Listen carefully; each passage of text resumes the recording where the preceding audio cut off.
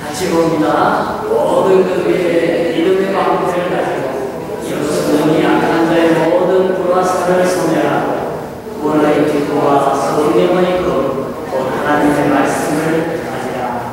아멘.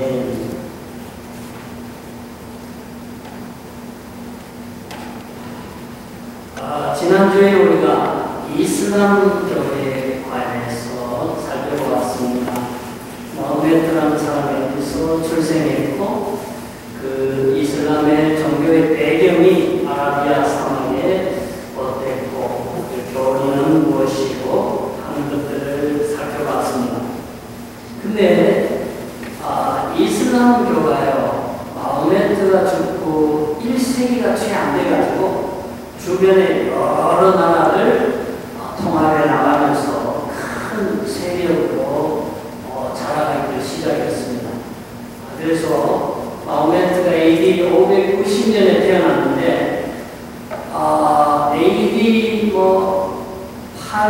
9, 10세기를 거치면서 어디까지 먹었느냐면 시리아, 오늘날 시리아, 요르단, 이집트까지 다 먹고 이제 올라옵니다. 그래서 서방 유럽의 캐톨릭 모델은 굉장히 이제 위협을 느끼는 거예요. 야, 이러다가 저 이슬람 사람들이 우리 유럽의 교회들까지도 다 먹을 수 있겠다 하는 그런 불안감이 굉장히 있었습니다. 그러다가 이제 BC, AD 1000년 넘어가지고는 이스라엘도 완전히 예루살렘도 함락이 되어버렸어요. 그래서 이 사람들이 굉장히 이제 걱정을 하는 거예요. 왜냐하면 예루살렘에 그때는 순례자들이 많이 다녔어요. 유럽에서 예루살렘까지 걸어서 순례자들이 많이 다니고 예루살렘에 기념 교회도 많이 세우고 했었는데 이제 회교도들이 예루살렘을 막 점령을 하니까 못 들어가요. 처음에는 순례자들을 순례 목적으로 왔으니까 의용을 했는데 나중에는 순례자들도 막 잡아 죽이고 하니까 유럽 안에서는 이제 이거 그만두면 안 되겠다. 저 예루살렘 예수님이 태어난 땅 성지를 회복해야 된다. 이런 운동이 슬슬 일어나기를 시작했습니다. 이게 막 소위 말하는 십자군 운동이 되겠습니다. 그래서 우리가 십자군 운동에 대해서 많이 배웠는데 이 십자군 전쟁은 한 번 있었던 게 아니고 몇백 년에 걸쳐가지고 기독교계와 이슬람 세력이 전쟁을 했습니다. 그래서 한 10차례가 있었는데 역사에 남는 것은 한 8차례가 남아있습니다. 그러면 오늘은 이제 우리가 성경에는 전쟁을 하는데 악의 영웅들, 어둠의 세력들, 마귀의 지배를 받는 사람들과의 전쟁을 해야겠다. 그리고 그 전쟁에서 이기기 위해서는 믿음의 방패라든지 하나님의 말씀, 성령의 검을 가지고 대전하는 영적인 전쟁을 얘기하고 있습니다. 그러나 이제 중세기에 들어가면서 사람들은 이제 혈과 육에 속한 전쟁, 그 예수님이 태어났던 그 땅을 누가 가질 것인가 하는 그 땅에 관한 전쟁이 수백 년 동안 계속되었고 그 전쟁의 상처가 지금도 남아있습니다. 유럽에 남아있고 이슬람과 기독교 세력 간에 남아있기 때문에 우리는 오늘의 이슬람과 기독교 현 주소를 살펴보기 위해서 마호메트 교회의 이 발언을 성장을 유럽 교회들이 어떻게 십자군 운동을 통해서 맡게 되었는가 하는 것을 오늘 한번 살펴보도록 하겠습니다. 십자군의 발생 원인은 한 서너 가지 이유가 있는데 저거는 다 중요한 이유고 학자들이 동의할 수 있는 이유가 되겠어요. 한번 읽어보실까요? 1.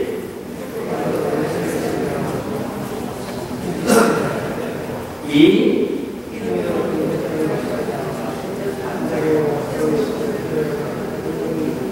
3. 네. 1번은 제가 말씀을 드렸고요. 근데 십자군이 뭐 한 8차례, 비공식적으로 10차례 있었기 때문에 모두가 다 같은 원인으로 십자군 전쟁을 벌인 건 아니기 때문에 딱 어느 한 가지를 가지고 십자군을 설명을 할 수가 없습니다. 그래서 한 3가지를 가지고 올 수밖에 없는데, 첫째는 예루살렘 성지 회복이라고 하는 성지 순례를 가능케 하자고 하는 순수한 종교적 열정으로 십자군 운동이 일어났었고요. 그 다음에 하나는 이것을 가능케 한 것은 사실은 정치적, 경제적 욕망이 거기 동인으로 작용을 했습니다. 그 욕망이라는 것은 옛날에 이제 유럽이 이제 인구가 막 불어났어요. 그리고 사람들은 많아졌는데 그 재산을 상속하는 과정에서 마다들에게만 봉건 영주가 모든 재산을 다 상속을 합니다. 그러면 그 둘째 아들, 셋째 아들, 나머지 아들들은 재산을 상속을 받지 못합니다. 그러면 그 기사들은 마음이 섭섭하죠. 그래서 십자군 전쟁을 통해 가지고 이슬람도 물리치고 그쪽의 영토도 확보해야 되겠다 하는 그런 영토를 유업으로 상속받지 못하는 기사들, 또 봉건 제후들의 욕망이 거기 겹쳐져요. 그래가지고 교황이 우리가 이슬람을 물리치러 갑시다, 우리 땅을 넓히러 갑시다 했을 때에 그 당시 유럽의 봉건 제후들, 땅을 갖기 원했던 세력들이 거기에 보태져서 전쟁을 가능하게 만들었던 요소가 하나 있고요. 하나는 이제 유럽은 동쪽의 콘스탄티노플, 지금의 그 이스탄불, 터키가 되었어요. 거기가 콘스탄틴 황제 이후로 계속 한 1000년 이상 그 수도로, 로마의 수도로 그쪽으로 옮겨가지고 있었고요. 그 다음에 서방은 이제 뭐 프랑스나 독일이나 유럽 쪽으로 로마 카톨릭 중심의 이런 서방 카톨릭이 이렇게 대립을 하고 있었어요. 근데 이슬람 쪽을 누가 맡고 있냐면은 터키 쪽에 지금 콘스탄티노플이 있었으니까 비잔틴 제국이 이 터키의 유럽 쪽을 맡고 있었는데 자꾸 이슬람이 강해지니까 비잔틴이 힘이 버거워. 그러니까 비잔틴 황제가 서방에다가 우리 좀 도와달라고, 우리 혼자서는 이슬람 세력을 막을 수 없으니까 우리가 무너지면 유럽도 위험하니까 우리를 도와달라고 요청을 하게 됐습니다. 그래서 이런저런 이유가 섞여가지고 그래서 십자군 전쟁이 일어나게 됐습니다. 그래서 뭐 전쟁 중에는요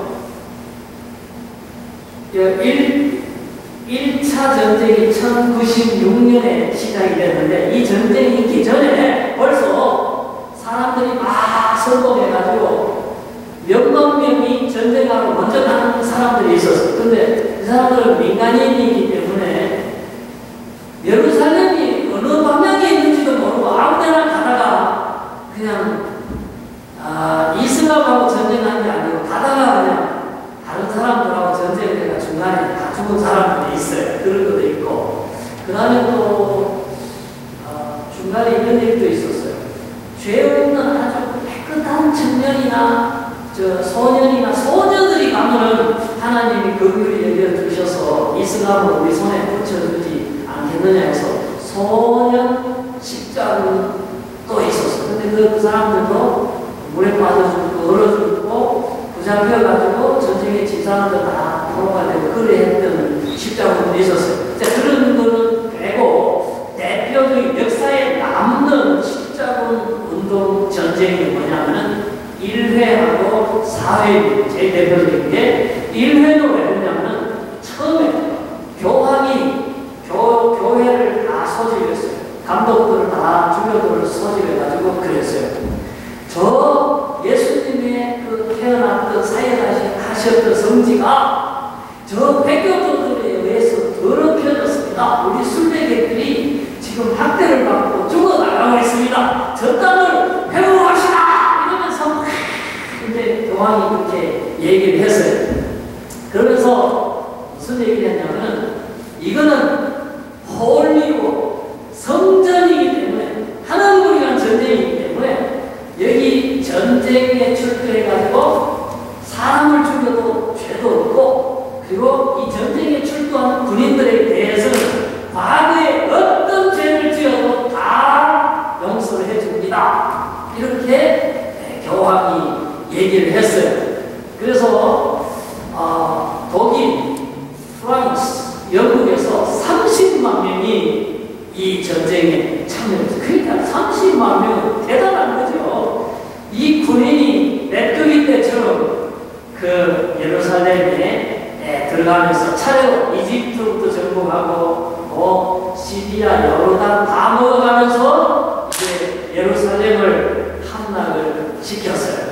그래가지고 거기다가 이슬람 사람들 다 몰아내버리고 거기에 이제 예루살렘 왕국을 하나 만들어가지고 거기 자기들이 신임하는 사람을 왕으로 세우고 돌아왔어요. 그게 바로 제1 십자군 전쟁에 대해서 그러니까 1 십자군 전쟁은 승리를 했는데 그럼 제가 왜 빨간 글씨를 이렇게 썼느냐면 모든 죄를 사명치로 했다는 게 교리적으로 문제가 되고 후일 면제부 판매 사건의 논리적 근거가 되는 역사의 단초입니다.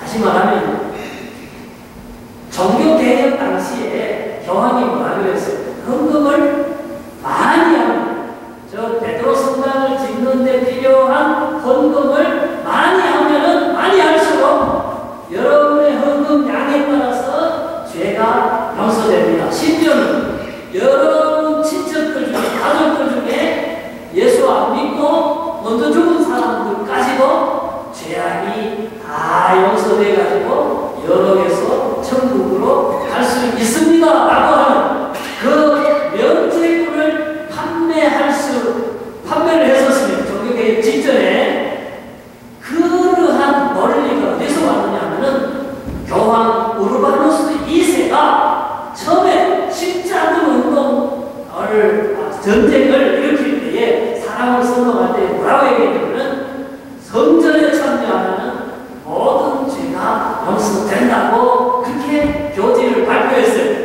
그거를 가지고 와서 베드로 성당을 지을 때에 헌금 걷는 수단으로 다시 나중에 쓰게 되기 때문에 십자군 제1차 전쟁에서 얘기한 이 얘기가 문제가 된다.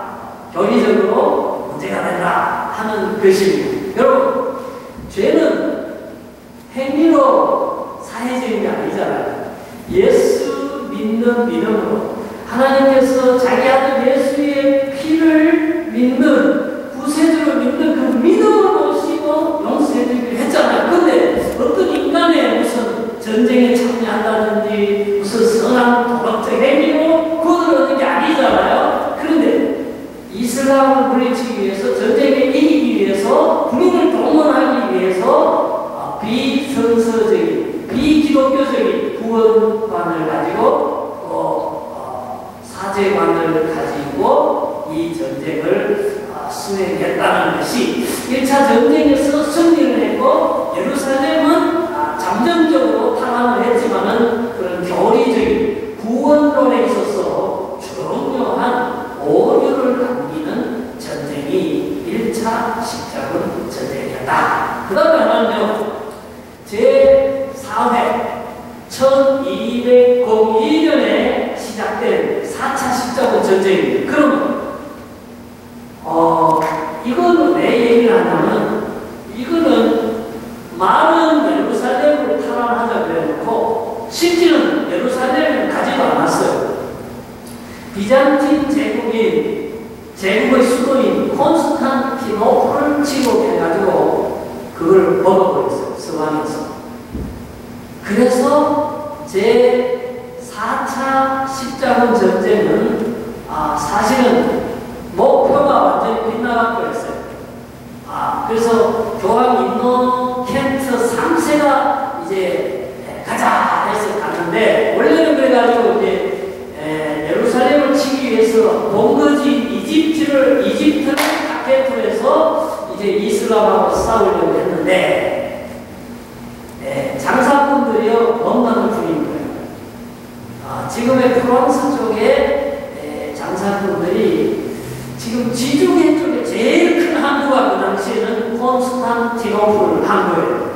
그러니까 그거를 딱 확보하면은 지중해 전 영역을 북아프리카나 무슨 아시아 쪽으로나 유럽 쪽으로 가는 해상 교역권을 확보할 수가 있었어요.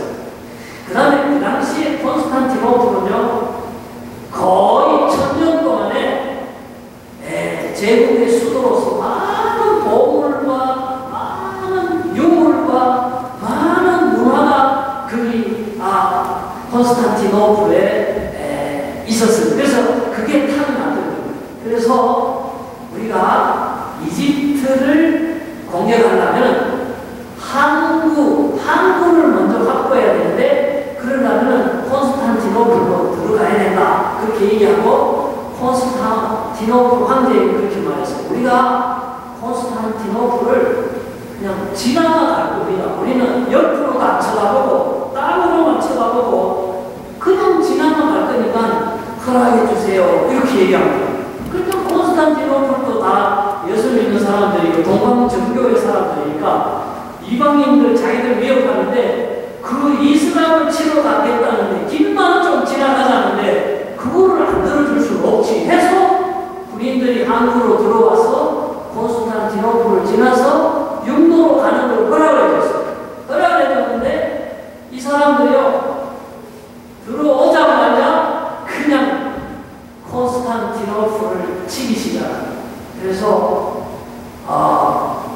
콘스탄티노플은 로마 캐톨릭 사람들에 의해서 3일 만에 감당이 되고 있어요. 그리고는 이 사람들이 뭘 했냐면, 읽어보세요. 기억? 네. 교회에 가지고 있던 그 귀한 것들을 다 들고 가버렸어요. 서방으로. 그 다음에 미연? 거기다가 비잔틴 제국을 허물어버리고 볼드윈이라는 사람을 왕으로 삼아서 라틴이 서방 세계를 라틴 세계라고 하는데 자기 서방에 속한 한 영토로 만들었어요. 그 다음에 이거 읽어보세요.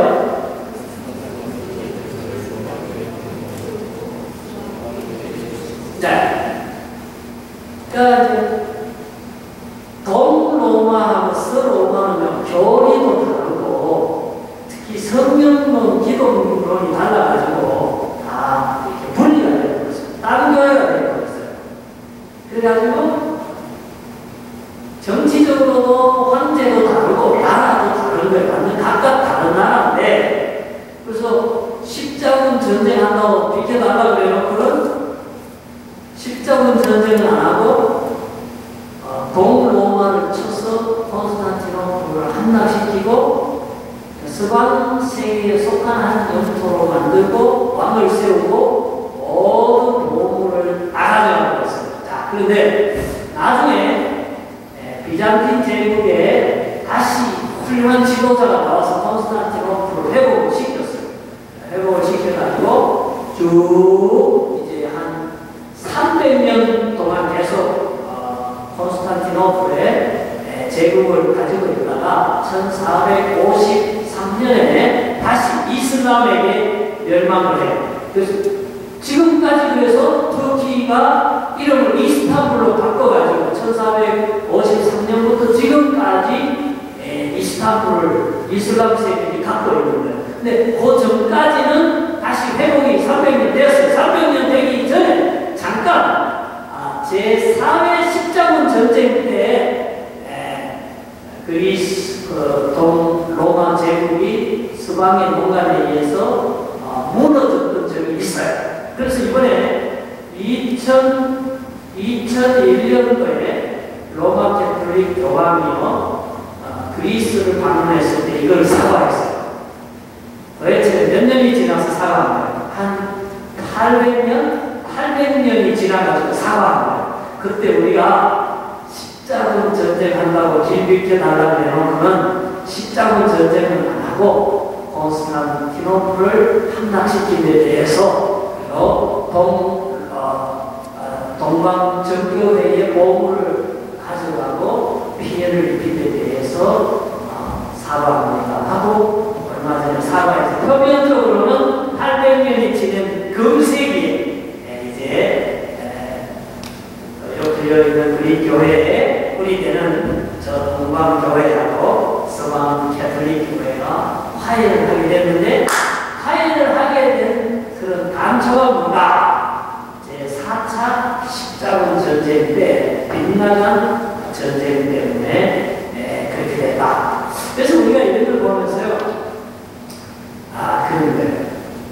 분명히 시작할 때는 주의 이름으로 하나님 영광을 위해서 홀리고 그러면서 시작을 했어요. 그런데 사람들이 물질의 욕심, 영토의 욕심, 그런 권력의 욕심 때문에 그 목적이 변절이 돼버린 거예요. 그래서 우리 이런 역사를 바라보면서 그 순수성, 그걸 끝까지 지켜나가는 게 참 중요하겠다 하는 생각을 하는 거예요. 그래서 우리가 순수성이라고 하면 정말 우리가 직분을 처음 받고 임직하고 은혜를 처음 받고 주님을 위하여 정말 주님 교회를 위해서 충성되게 일하고자 하는 그 순수한 열정을 그대로 간직하고 일생을 주를 위하여 드리는 그런 게 필요하겠다. 왜냐하면 가다 보면 잠깐 하면 많은 주의 영광인데 실제로 어느 순간인가 내 이익과 내 명예와 내 체면과 나의 성등을 위해서 일하는 그런 모습이 될 때에 제4차 십자군의 모습과 같이 주객이 도취되는 일이 발생할 수 있다 하는 것입니다. 자, 그러면 십자군 전쟁에 대한 기독교적 평가를 내리면 한마디로 실패했습니다. 왜냐하면 잠깐 예루살렘을 탈환했지만은 그 잠깐 서방이 소유한 것 외에는 계속 이슬람이 가지고 있었어요. 2차 대전 때에 영국이 예루살렘을 뺏기 전까지만 해도 이슬람이 그때까지는 갖고 있었습니다. 그래서 십자군 전쟁은 원래 이스라엘 땅을 예루살렘을 확보하기 위해서 시작을 했는데 확보를 못하고 이슬람 손에 계속 있었으니까 전쟁은 실패로 돌아갔다. 그러면 실패로 돌아간 원인이 뭔가? 한 3가지 원인을 보고 있습니다. 첫째 A, 십자군의 핵심인 교황에게 군사 통솔권이 없었다는 거예요. 교황이 항상 이렇게 선동을 하고 교지를 내리고 가자 해가지고 불러 모으는데 막상 교황은 군인들을 통솔하는 권력을 갖고 있지 않았기 때문에 여기 추진력이 떨어진 거예요. 근원적으로 추진력이 없었던 거예요. 그러면 그 군인을 누가 통솔하냐면 봉건, 제후와 기사가는데 기사는 교황님하고 생각이 달라요.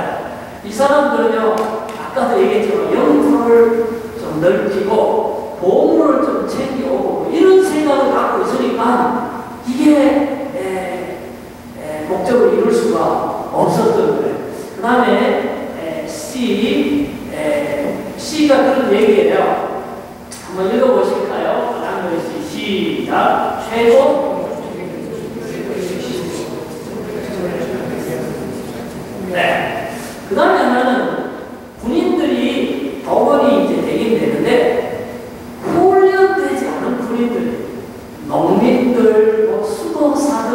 이런 사람들이 그냥 아까 얘기한 어린이들이 갔을 때도 있고 예루살렘이 어느 방향에 있는지도 모르고 가다가 마음대로 막 가다가 그냥 그 나라 부인들하고 전쟁해가지고 중간에 다 죽어버릴 일도 있었으니까 한마디로 오합지졸이었어요. 그러나 오스만 투르크 이슬람은 그 지역에 수백 년, 수천 년 동안 살면서 지역을 잘 알고 훈련된 군인들이 있었기 때문에 그 1차 때, 그때는 이슬람이 굉장히 정치적으로 좀 약해지고 내분이 있었기 때문에 준비를 못하고 그냥 당했고, 그 나머지 거의 모든 전쟁에서는 이슬람이 서방 캐톨릭 십자군에 대해서 오히려 승리를 거둘 수 있었다 하는 이런 얘기들을 하고 있습니다. 자, 그럼에도 불구하고 십자군 전쟁은요, 역사에 의미가 있습니다.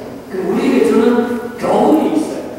또 하나님께서 이 십자군 전쟁을 통해서 인간의 실수를 통해서도 하나님은 선을 이루어 가시는 하나님이신데, 그거를 십자군 운동을 통해서 우리가 볼 수가 있는데요. 첫째,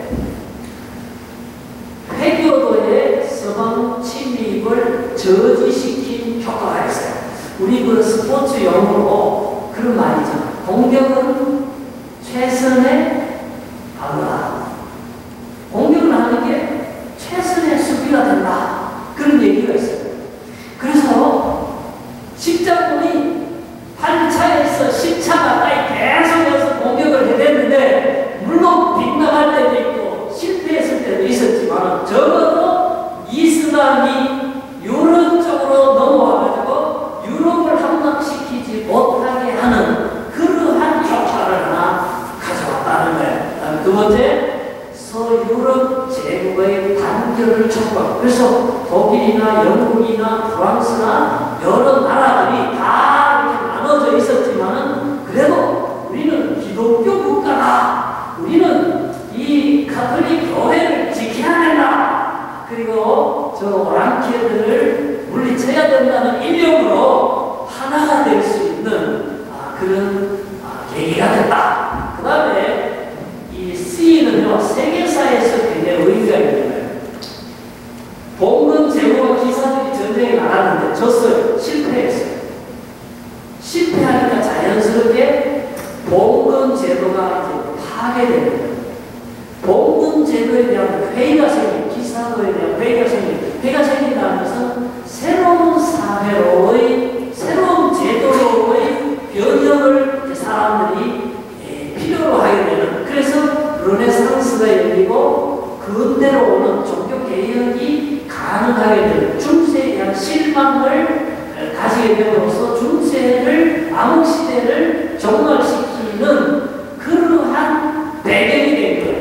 그 다음에 이제 콘스탄티노플을 함락한 다음에 프랑스 상인들이 배 타고 와서 막 지중해로 들어오고, 또 지중해에서 아시아에서 나온 향료라든지 옷감이라든지 여러 가지 보물들을 실어서 유럽으로 나가면서 이제 십자군 전쟁 때문에 해운, 해상, 상업, 상공업이 굉장히 무역이 발달하게 된 거예요.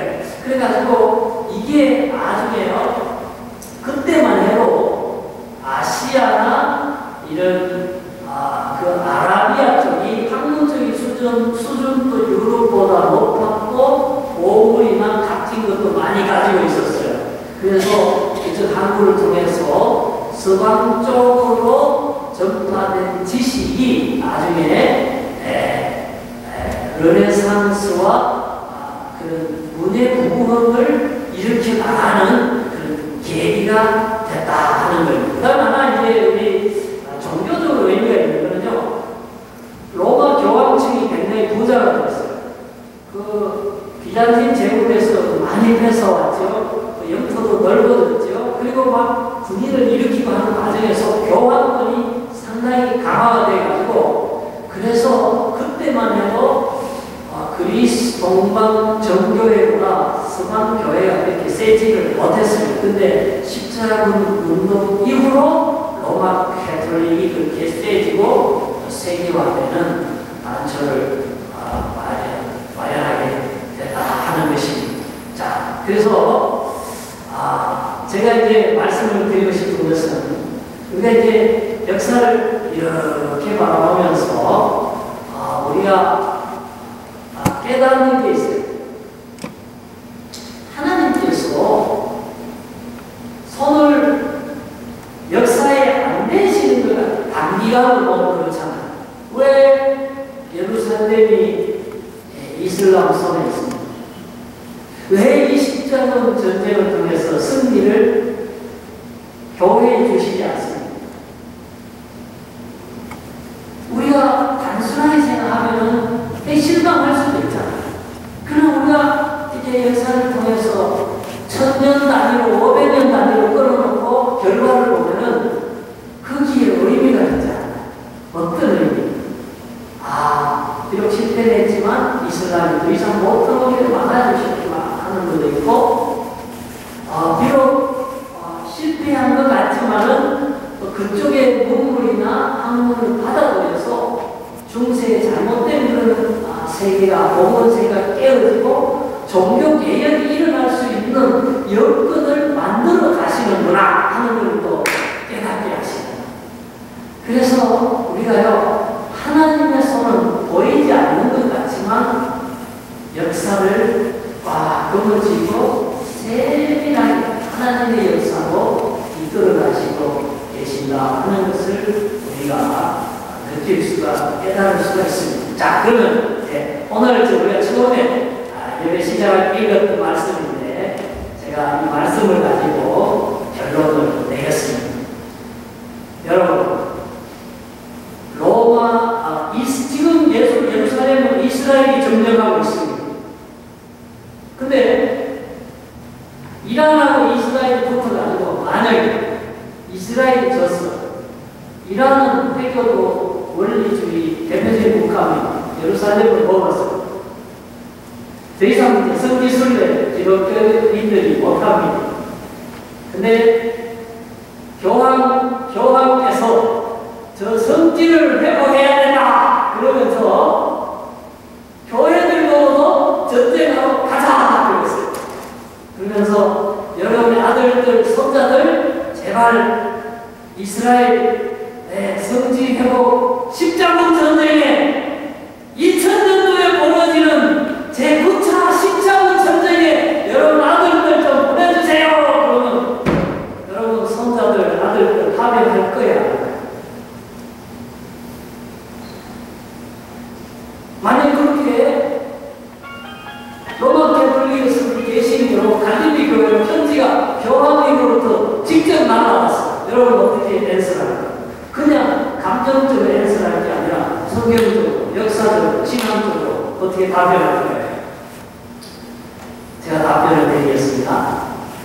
예루살렘 땅을 누가 소유하느냐 하는 거 중요한 거 아니에요. 그렇죠? 우리가 이스라엘 사람들이고 유대주의자들 같으면 우리나라니까 그게 소중해. 우리 목숨 걸고 지켜야 돼. 우리 땅이니까. 우리가 지켜야 할 것은 그 땅이 아니고 예수님을 지켜야 됩니다. 우리 예수님의 진리를 지키는 거예요. 예수님이 세운 교회를 지키는 거예요. 우리는 예수님이 주신 하나님의 나라를 확장하는 게 우리 사명이에요. 우리가 싸워야 한다면 예수님 때문에 싸워야 되고 예수님의 진리 때문에 목숨을 걸어야 되고 예수님의 교회를 사수하기 위해서 피를 흘려야 되는 거지. 예수님이 태어났던 그 랜드, 땅을 위해서 목숨을 걸을 이유는 없다 하는 거예요.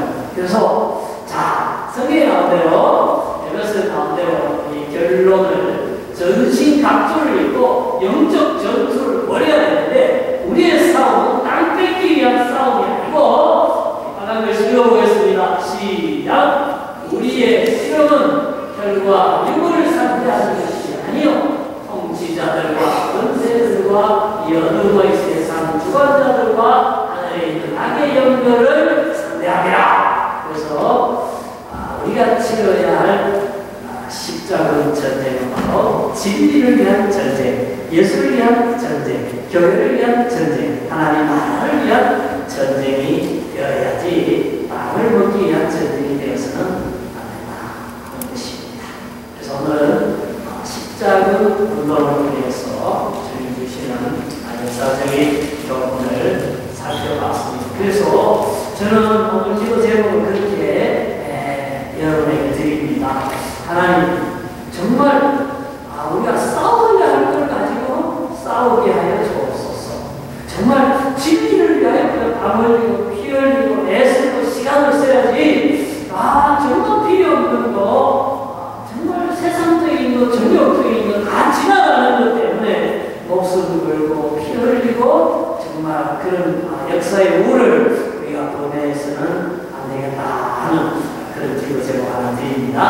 그래서 진리를 위해, 예수님을 위해, 교회를 위해, 하나님의 영광을 위해서 싸우고 피 흘리는 십자군 병사가 되도록 그렇게 기도합시다.